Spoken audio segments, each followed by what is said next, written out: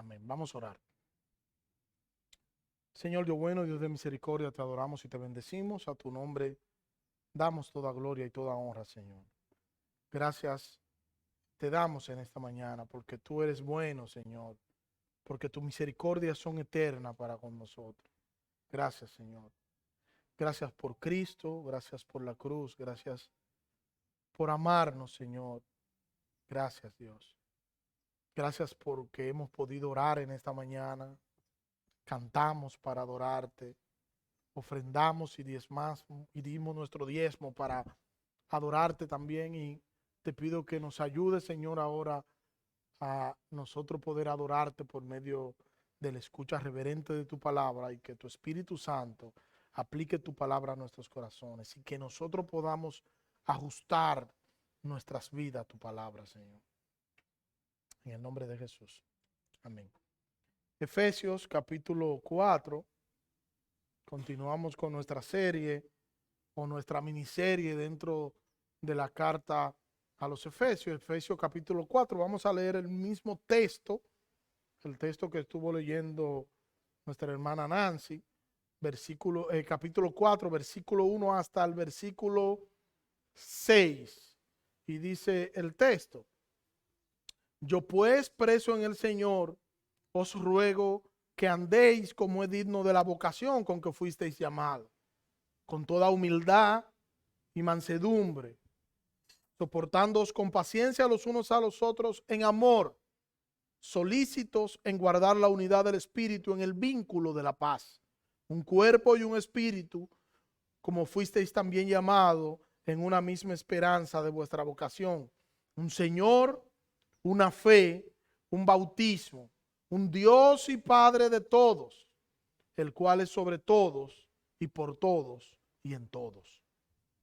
Ese es nuestro texto. Hemos visto ya dos partes de este texto, de lo que es el andar digno.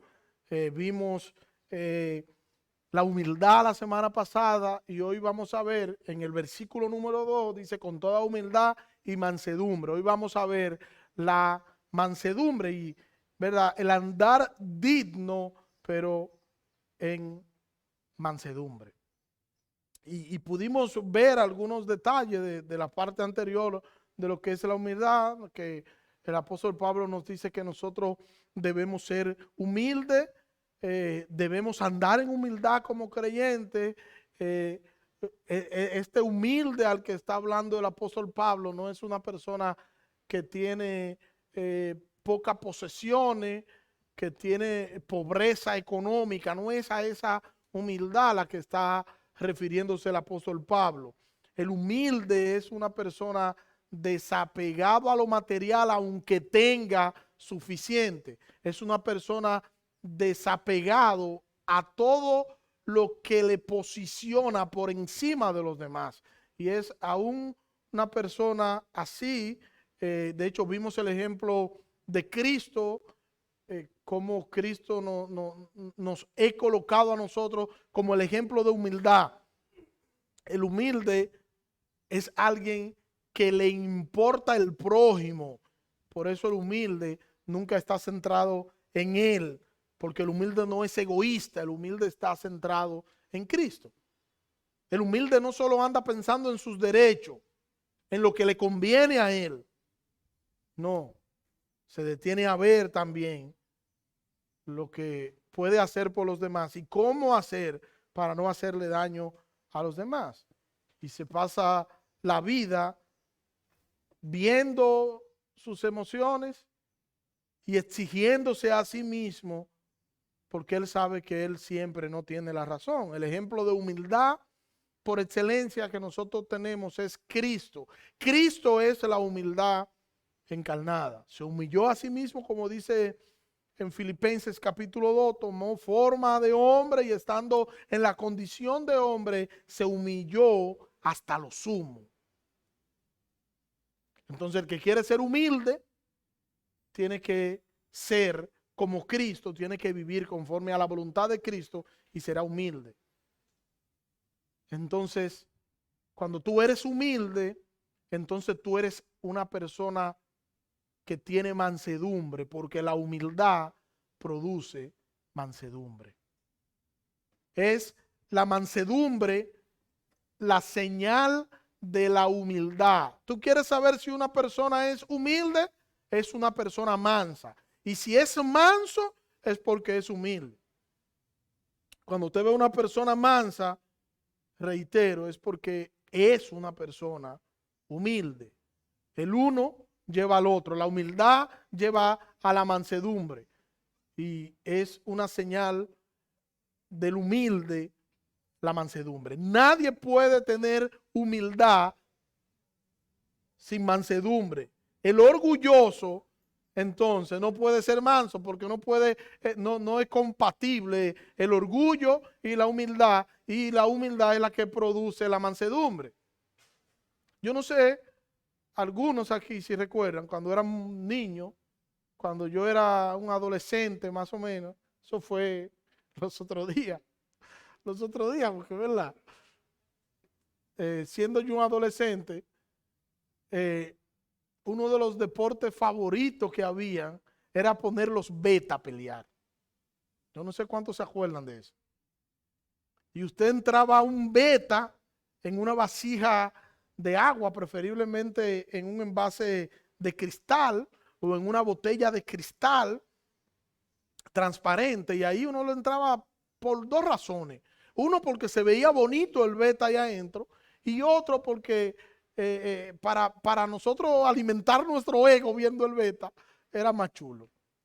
Pero había un asunto que si usted colocaba al lado de ese beta que usted tenía dentro, dentro del envase, usted colocaba otro envase con otro beta y por el medio usted no ponía algo que le prohibiera verse el uno al otro.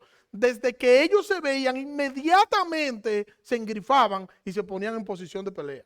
Eso era en automático. Cuando usted tenía un envase grande, y si lo tenía en un envase grande, usted le entraba un espejo al beta, y cuando el beta se miraba, inmediatamente se ponía en posición de pelea. Y así es el orgullo y la humildad. El uno repele al otro. El orgullo y la mansedumbre. El uno repele al otro. ¿Qué es la mansedumbre?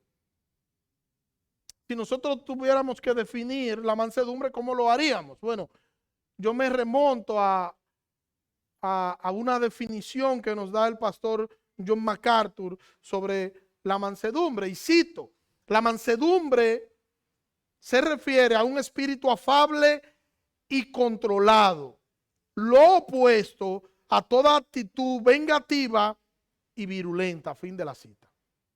Una persona afable es una persona agradable, es una persona apacible, es una persona cordial. Dicho de otra forma, es una persona de fácil trato. Es una persona que trata a los demás bien, sin mucho esfuerzo, porque esto le sale de manera natural. O sea, dicho de otra manera, el manso no es una persona hinchinchadora. No es una persona que pone a los otros a pelear, ni que se goza viendo a los demás peleando y discutiendo. No. Es una persona pacificadora. Y vuelvo y recuerdo que cuando nosotros éramos muchachos, por ejemplo, por lo menos en la época mía, los varones que siempre han sido medio traviesos, uno cuando querían pelear, uno cogía dos hojitas, ¿recuerda? Dos hojitas, y uno le daba uno y le daba uno al otro y le decía, mira, esa es la mamá de él. Y al otro le decía, esa es la mamá de este. Y venían y rompían las hojas. Y cuando venía a romper la hoja, ya el otro estaba encima de él dándole. ¿No recuerdan? Y uno, aquí hay gente haciéndome con la cabeza que no, es que eso es de los otros días. Eso es de cuando yo era adolescente y ustedes no se pueden acordar. Pero gozaba, el que echaba el otro a pelear, se gozaba viendo que estaban peleando. Y algo tan tonto, para decir una palabra, como que tú coges una hojita y que mire, esa es la mamá de él, por Dios. Y me están mirando todos como, ¿qué es lo que le está diciendo? Nadie aquí puso dos personas a pelear con... Hay un hermano allá atrás que me está haciendo rápido con la cabeza. No, no, él no lo puso, a él lo pusieron. A él lo pusieron a pelear y le dieron la hojita. Hermano, no seamos hipócritas, todos peleamos con eso. Todos peleamos en el colegio con eso. Todo. Y quien nos daba la hojita se sentía bien cuando nos veía peleando por una tontería así. El manso no se goza de ver a otro en dificultades ni peleando, sino que el manso es una persona conciliadora. Es una persona que trata de poner cada cosa en su lugar y él se pone en el lugar de los demás. Es una persona que le importa el hecho de tener buen trato para con todo. Es una persona que siempre está de buen humor. Señor, el manso siempre está de buen humor. Yo no entiendo, y lo voy a decir de manera pública, cómo el padre Abraham siempre puede estar contento. No lo entiendo. Perdiendo en el dominó, él siempre dice, este juego está complicado. Y ya, y feliz, contento, riéndose. Hay gente que tú lo puedes distinguir de que pasando por cualquier situación, lo más que dicen es, este juego está complicado. Más nada. Tú no lo ves nunca incómodo, tú no lo ves nunca enojado, tú no lo ves dándote un boche, tú no lo ves, siempre está en control de sus emociones. El manso siempre tiene una sonrisa a flor de piel, como dirían, sería flor de labio, ¿verdad? Siempre el manso está contento. ¿Pero por qué el manso está contento? Bueno, porque el manso sabe que descansa en el Señor y que lo que importa en él y lo que está alrededor de él está seguro porque él está seguro en Cristo.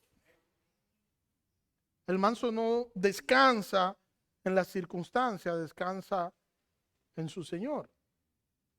Y fíjense que yo no estoy hablando de un hipócrita. Yo no estoy hablando de una persona que aparenta ser de una forma para caerle bien a los demás. No, yo estoy hablando de una persona que es así en todas partes. Que no anda presumiendo que es de una manera porque eso es lo que es. Y donde quiera que ustedes hablan de esa persona, le hablan en la misma línea. Fulano siempre tiene los dientes afuera. Y cuando llegan los momentos difíciles, él o ella saben que no están solos y que ellos pueden ir donde su Cristo, que es su refugio, a buscar socorro. El manso es alguien que tiene dominio propio. Hermano, es alguien que tiene dominio propio. Y sabe que no se puede llevar de sus emociones porque sus emociones no son confiables. Hermano, las emociones de nosotros no son confiables. Y el manso tiene dominio propio. Él sabe cómo hacerlo, cuándo hacerlo. Y aunque sus emociones se estén volcando hacia algo, si él sabe que eso no le conviene, no lo va a hacer. El manso sabe que tiene que ajustarse a las escrituras. Es una persona, reitero, controlada. No es alguien que dice de todo hoy y pasea el piso con todo diciendo, hablando, estalla y dice y dice y dice y después al otro día anda recogiendo lo que dijo. No, ese no es el manso. El manso es comedido y tiene cuidado con lo que dice porque no quiere ofender a nadie. Porque a él le importa que los demás no se ofendan con lo que va a decir. Es una persona medida. No es una persona sarcástica. No. Cuando responde, no responde con sarcasmo para que el otro entienda y para que el otro se ofenda. Nada de eso. Pero tampoco hace comentarios fuera del lugar en público que pueda ofender a alguien o con la intención de hacer que alguien quede en ridículo. Ese no es el manso. Al manso lo ofenden y sufre el agravio. Y después que lo maltratan, y después que lo ofenden, entonces él pide al Señor en oración que tenga misericordia de esa persona. Ese es el manso. Yo he escuchado personas orar y decir, Señor, mira a fulano de tal. Tú sabes, Señor, que yo no le deseo mal. En oraciones públicas yo he escuchado eso. Tú sabes, Señor, que yo no le deseo mal, pero se levantó contra tu hijo.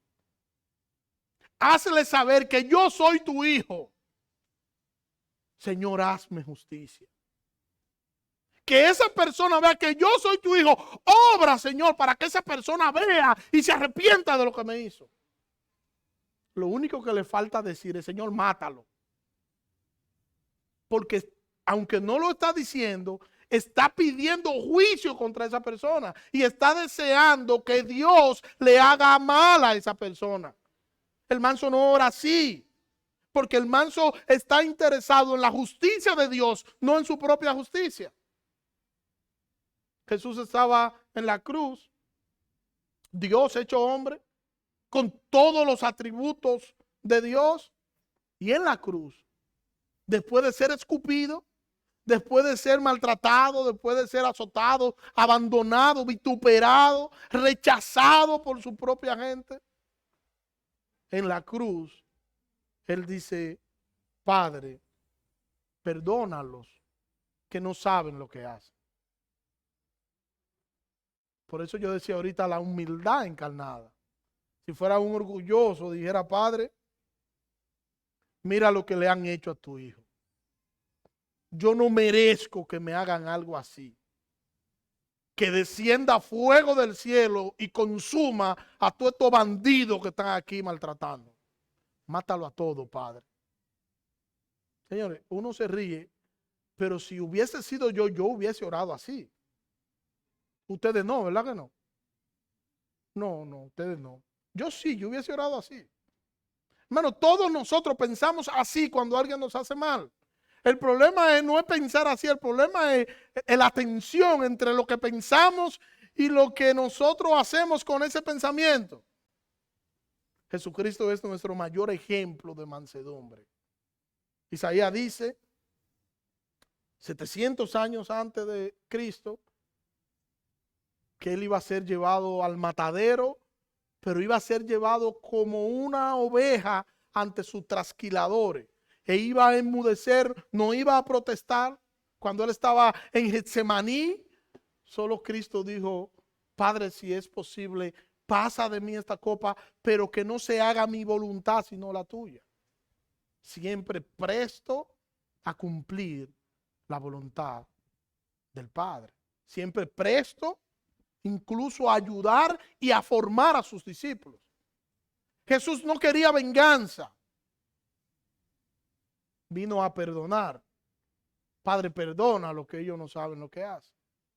A nosotros nos hacen algo y nosotros, ¿qué queremos? Nosotros decimos que no queremos venganza. Pero si a la persona que nos hizo algo le pasa algo negativo, nosotros decimos, que se metió con un hijo de Dios. ¿Quién lo manda a meterse con un hijo de Dios? Y eso es venganza. Pero una venganza disfrazada de piedad. La mansedumbre no le hace daño al prójimo, todo lo contrario, sufre el daño y lo soporta. El manso no alardea, sabe bien quién es y sabe a quién pertenece. Y sabe que depende de la gracia y de la misericordia de su Señor. No tiene que alardear, no tiene que hacer alarde, porque lo que es, él sabe que lo es por pura gracia. Y sabe que es tan malo como el más malo de todos los pecadores, pero la diferencia la hace la gracia de Dios que habita en él. La mansedumbre es uno de los frutos del Espíritu. Mire cómo lo dice Colosenses capítulo 3 versículo 12, versículo 13. Vestidos pues como escogidos de Dios, santos y amados, de entrañable misericordia, de benignidad, de humildad, de mansedumbre, de paciencia, soportándonos unos a otros y perdonándonos unos a otros. Si alguno tuviera queja contra otro, de la manera que Cristo os perdonó, así también hacedlo vosotros. La mansedumbre es un fruto del Espíritu. Y el estándar nuestro es Jesucristo. Cuando alguien nos hace algo que eso nos molesta o eso nos hace daño, el estándar sigue siendo Jesucristo. Cuando alguien nos hace algo que nos hace sentir mal, nosotros debemos, de la misma manera que Jesucristo nos perdonó a nosotros, siendo malos y perversos, que lo único que merecíamos era ser aplastados por la ira de Dios, y Él nos dio amor y misericordia. De esa misma manera yo debo perdonar a aquel o a aquellos que me han hecho mal. Yo debo tratarlo, a mis hermanos debo tratarlo como lo que son, como mis hermanos en la fe, no como mis enemigos, porque no lo son. Hay gente que cree que todo el que es manso es una persona débil. Y la mansedumbre es sinónimo de debilidad. Y no es así. Una persona mansa es una persona que perdió sus fuerzas. Y como perdió su fuerza, ahora es débil. No, no es así.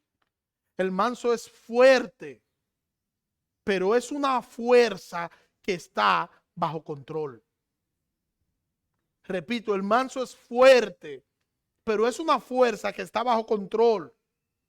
El manso no deja que sus impulsos los domine.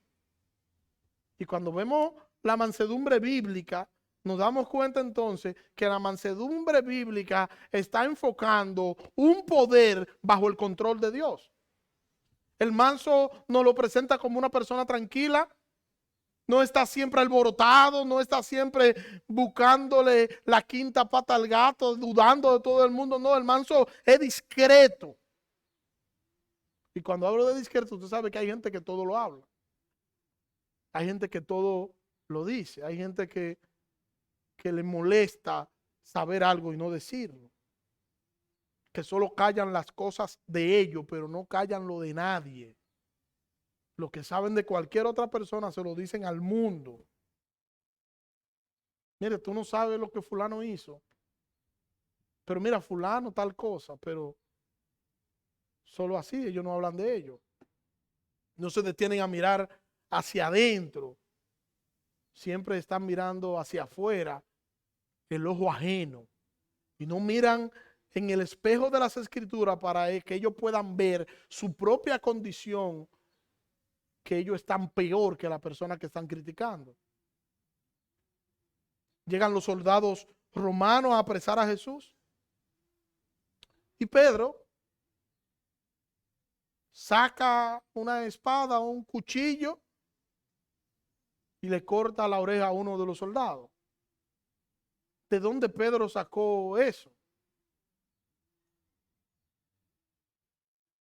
Pedro no se supone que a esta altura del juego debía andar con algo que representaba la vida antigua del apóstol Pedro.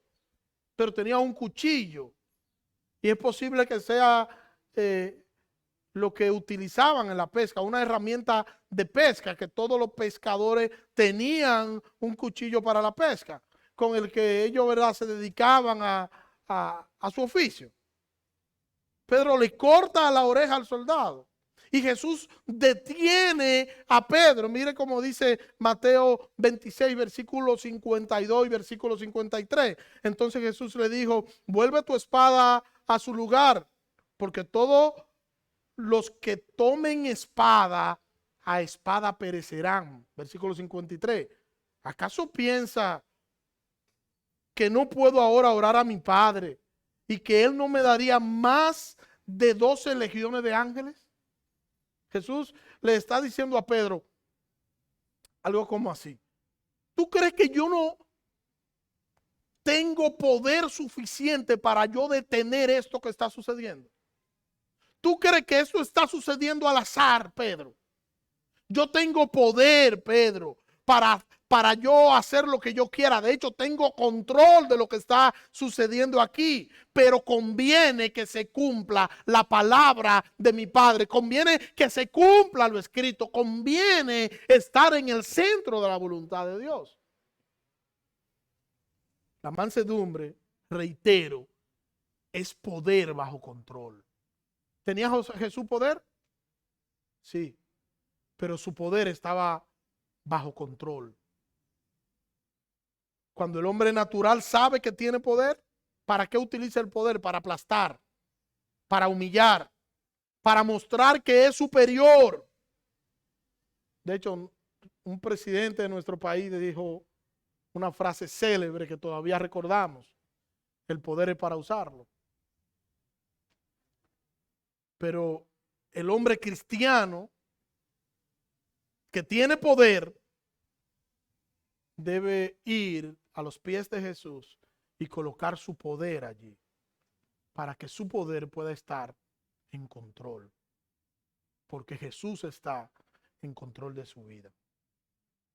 Si usted sabe que usted está por encima de alguien, que usted está en una posición donde usted está por encima de alguien en esa posición, no se aproveche de esa persona.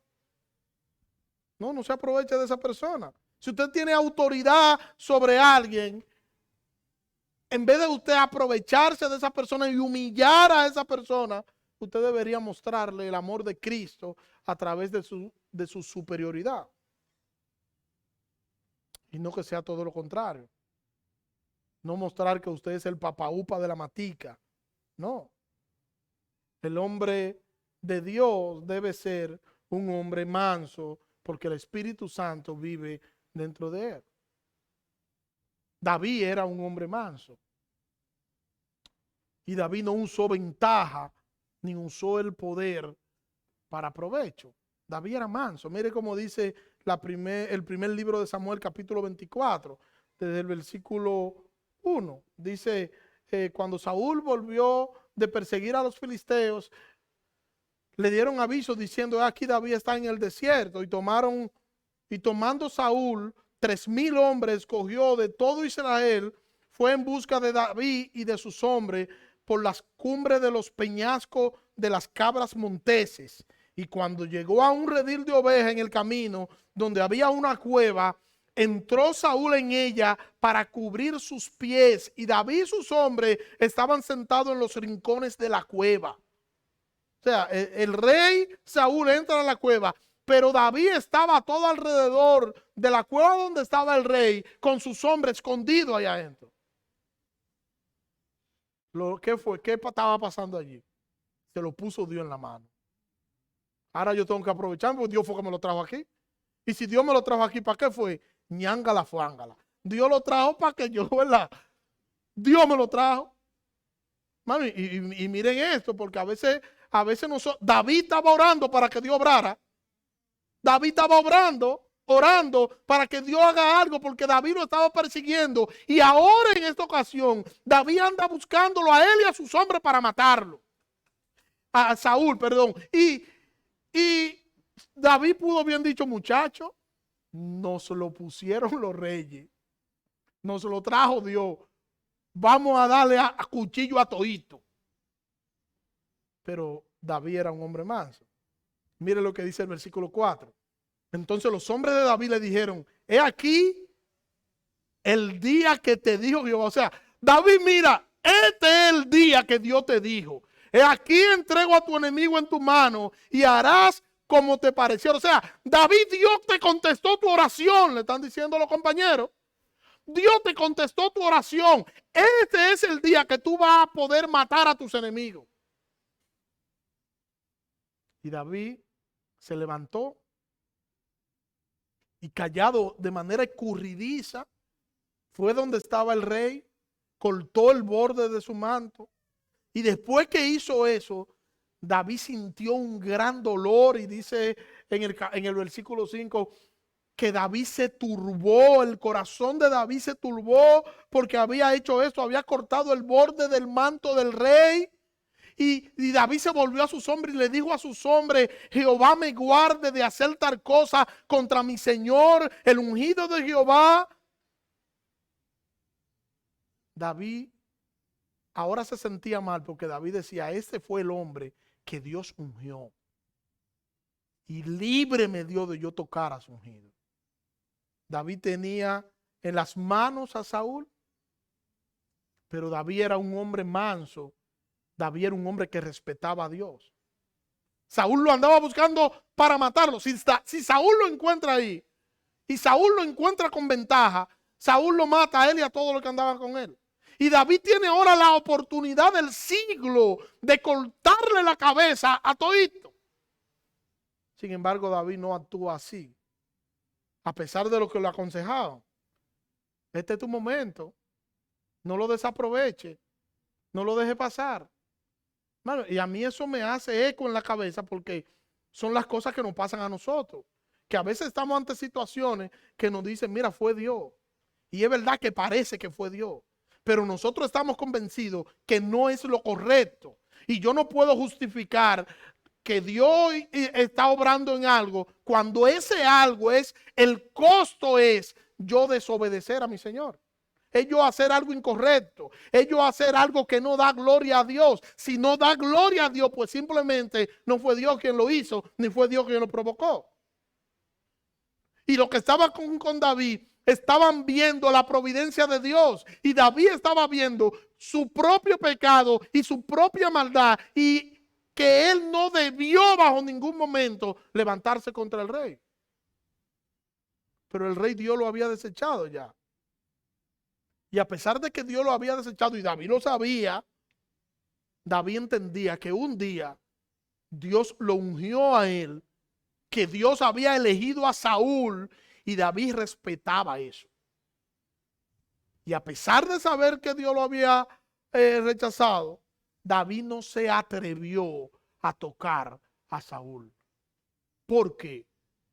¿Por Saúl? Por Dios. Él no tocó a Saúl por Dios, porque Dios ungió una vez a Saúl. Y él no lo iba a tocar.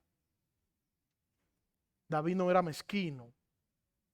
David podía reconocer que Dios había ungido a este hombre, aunque Saúl, estaba en picada, ya estaba en los momentos finales de su reinado. Dios le había entregado el reinado a David. David lo sabía, todo eso David lo sabía, pero David no quería hacer nada. David no quería ayudar a Dios. Él podía darle su ayudadita a Dios. Si él mataba a Saúl ahí, ¿qué iba a pasar? ¿Quién era el rey? David. Pero él no lo quería ayudar a Dios. Hermano, y nosotros tantas veces que queremos ayudar a Dios, que hacemos cosas queriendo nosotros ayudar a Dios. Cosas que nosotros entendemos que es lo que nos conviene, pero sabemos en el fondo que no deberíamos hacerlo, que deberíamos dejar lugar a que sea Dios quien obre y no nosotros. Y a veces tomamos la justicia en nuestras manos. Hermano, tomamos la justicia en nuestras manos y no lo decimos, pero nuestros hechos, nuestras acciones dicen que hacemos justicia con nuestras manos. Desechamos personas porque hablan mal de nosotros, porque no son compatibles con lo que nosotros hacemos. Lo desechamos, no le decimos que lo desechamos, pero lo evitamos y no compartimos con ese tipo de hermanos. Eso no es lo que nos enseñan las Escrituras. A veces ni siquiera pensamos en cómo nosotros podemos actuar, no para nosotros beneficiarnos, sino también para que nuestros hermanos puedan estar y sentirse bien. Y deberíamos preguntarnos, ¿qué yo puedo hacer por el bien de mi hermano? ¿Qué? ¿Qué podemos hacer? Por el hecho de nosotros ser mansos, tampoco significa que yo tengo que apoyar todo lo que haga mi hermano, y que cuando mi hermano cometa cualquier tipo de pecado, como yo soy una persona mansa, yo tengo que apoyarlo y tengo que suavizarlo y decirle: ay, mi hermano, qué bueno que pecaste, qué bueno, eso estaba muy bien. No, eso no significa eso. pero sí significa que que nosotros como mansos, que nosotros como creyentes, como hijos de Dios, cuando nuestro hermano peque, nosotros lo vamos a corregir. Vamos a corregir el mal, pero vamos a corregir el mal en amor, con misericordia. Le diremos que está equivocado, se lo diremos, pero se lo diremos con amor. ¿Ustedes recuerdan a Moisés? Que la Biblia nos dice que fue el hombre más manso que ha pasado sobre la tierra. Pero ¿a través de quién Dios confrontó a Faraón? Utilizó a Moisés. ¿Quién llevó las plagas a Egipto? Moisés. Él era el más manso, como nos dice las Escrituras, pero él no basó su confianza en sí mismo, sino que la base de su confianza estaba en su Señor. Por eso dice Martin Lloyd Jones que ser manso significa que usted está acabado y que reina Cristo en usted. ¿Por qué? Bueno, porque ahora no importamos nosotros. Por eso el apóstol Pablo dice, ya no vivo yo. ¿Quién vive? Cristo vive en mí. Ahora lo que importa es el Señor en mí, la palabra del Señor en mí, la voluntad del Señor en mí. Eso es lo que debería importarnos. Porque se supone que el Señor es quien nos rige, porque se supone que el Señor es quien nos guía. Y se supone que deberíamos confiar plenamente en eso. Ahora no somos nosotros, ahora es Cristo.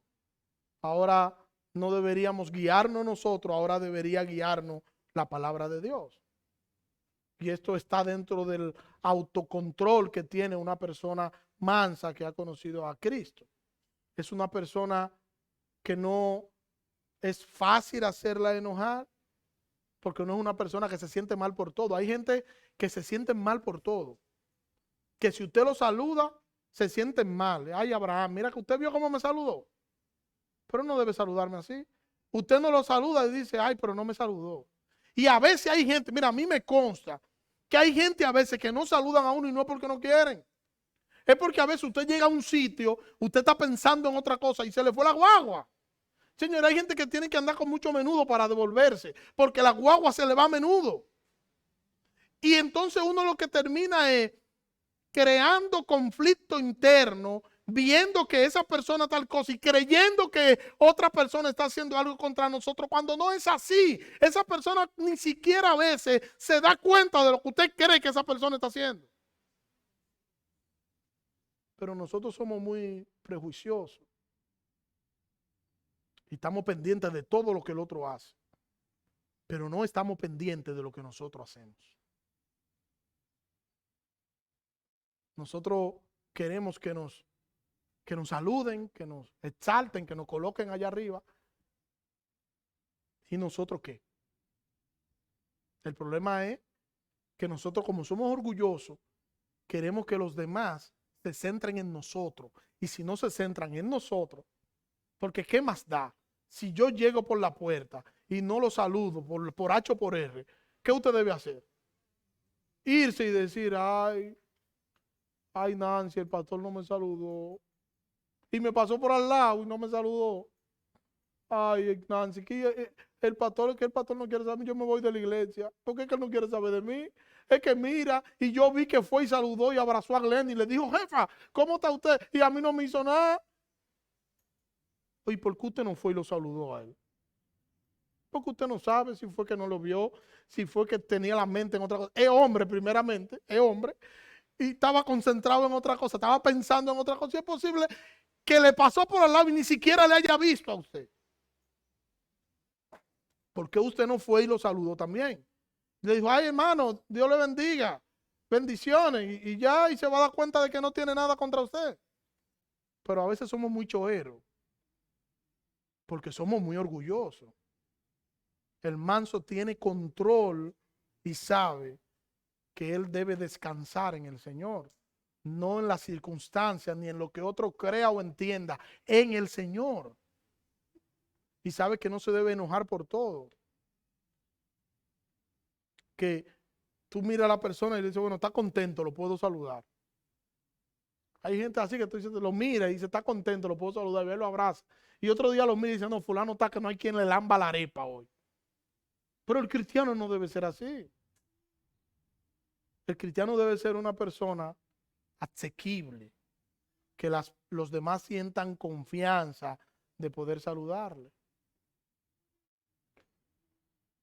Es como algo que me dijeron una vez, no sé si fue verdad, pero me lo dijeron en un campo, y todo lo que me dicen en el campo yo creo que es verdad. Así que lo siento por usted. De un muchacho que cada vez que llegaba a la casa y veía la comida que le guardaban cuando llegaba del colegio, se ponía a dar gritos. Y le preguntaban, ¿y por qué tú estás llorando? Porque me guardaron un chin de comida. Y que todos los días vivía gritando porque le guardaban un chin de comida. Y un día dicen los padres, vamos a hacerle mucha comida hoy a ese glotón para que coma. Y le hacen mucha comida, le guardan un cardero de comida grande. Y cuando el muchacho llega de la escuela, que ve y le dicen, mira, esa es tu comida, se pone a llorar también. Y le dicen, ¿y qué fue ahora? Tú siempre lloras cuando te guardan un poco de comida y ahora te guardamos mucha y también estás llorando. Y él dice, yo no estoy llorando porque me guardaron mucha. Yo estoy llorando porque si ustedes me guardaron esa, yo me imagino toda la que había aquí. Un glotón. Y no debería ser esa la forma. Así somos nosotros, hermanos, a veces. No somos conformes con lo que tenemos. Si nos dan mucho es malo y si nos dan poco también. El Señor nos ha dado a nosotros la vida. El Señor nos suple nuestras necesidades. El Señor tiene cuidado de nosotros. El Señor nos guarda en medio de este mundo perverso y pecaminoso. Y siempre nosotros estamos disconformes de las cosas que el Señor hace. Siempre queremos más y queremos más. Y estamos insatisfechos y queremos más y queremos más. Y es verdad que no tenemos todo lo que queremos. Pero sí es verdad que tenemos más de lo que necesitamos y más de lo que merecíamos. Yo no sé si usted ha escuchado mujeres decir, yo no tengo que ponerme. Usted escucha, es una frase diabólica, hermano. Esa frase se la inventaron en el infierno. Pues. Yo no tengo que ponerme. Yo he escuchado muchas mujeres decir eso. Y cuando usted va al closet, usted dice, ¿y esa tienda que está ahí de quién? Pero ¿cómo así que tú no tienes que ponerte? No, yo no tengo nada que ponerme.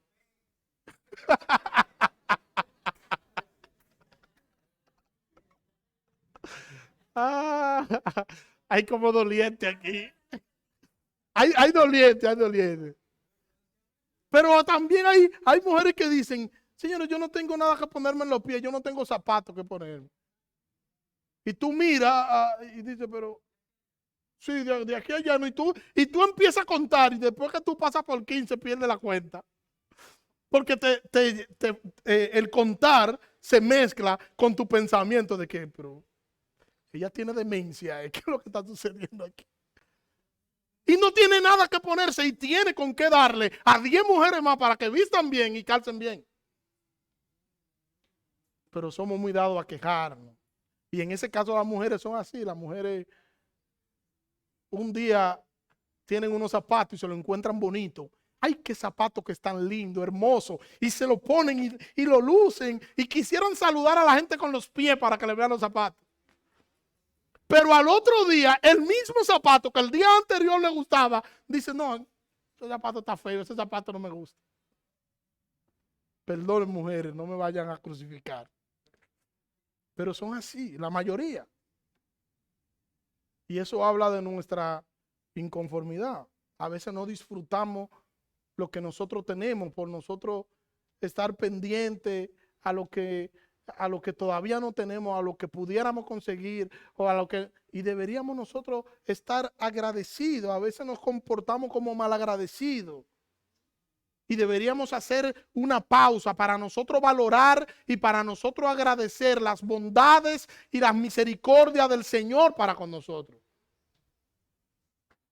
La persona mansa es una persona que responde bien a Dios, siempre agradecido, siempre responde bien a los demás. El manso es una persona humilde y es una persona que soporta las críticas y no se enoja con mucha facilidad ante comentarios negativos.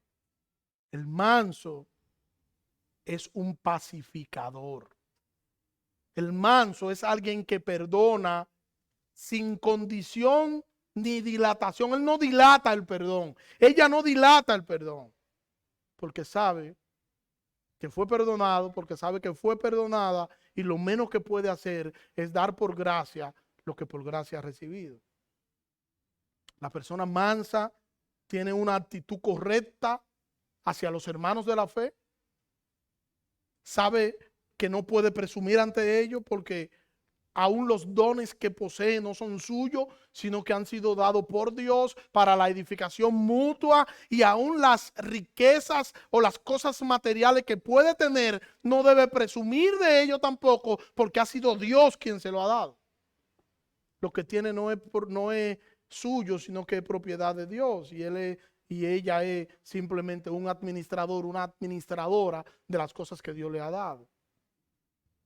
Y deberían estar al servicio de Dios, no del ego nuestro. Y el manso tiene una actitud correcta hacia los creyentes y no maltrata a los demás creyentes, a los consiervos suyos, ni los tiene por debajo. No. Pero mucho menos maltrata al que no es creyente. No, yo no hablo con eso porque es un hijo del diablo que se va para el infierno. No.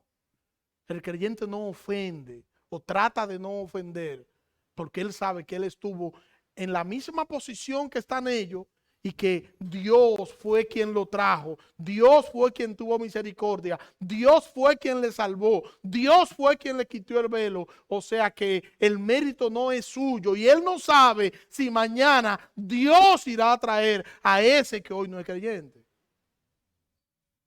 Y el manso se mira en el espejo de las escrituras para siempre estar en la posición correcta, en el lugar correcto y viendo quién es realmente para dar gloria y honra a su Señor, sabiendo y partiendo de las escrituras de quién es Él. Que el Señor nos ayude a ser mansos y humildes de corazón. Señor, gracias. Gracias por tu palabra, Dios. Ayúdanos, Señor, a que podamos practicar la mansedumbre, Señor. A que podamos ajustar nuestras vidas, que tu Espíritu Santo nos guíe, Señor. Y que podamos vivir como tu palabra nos enseña. Siendo humildes, siendo mansos, para nosotros dar gloria y honra a tu nombre. En el nombre de Jesús, Señor. Amén. Dios le bendiga.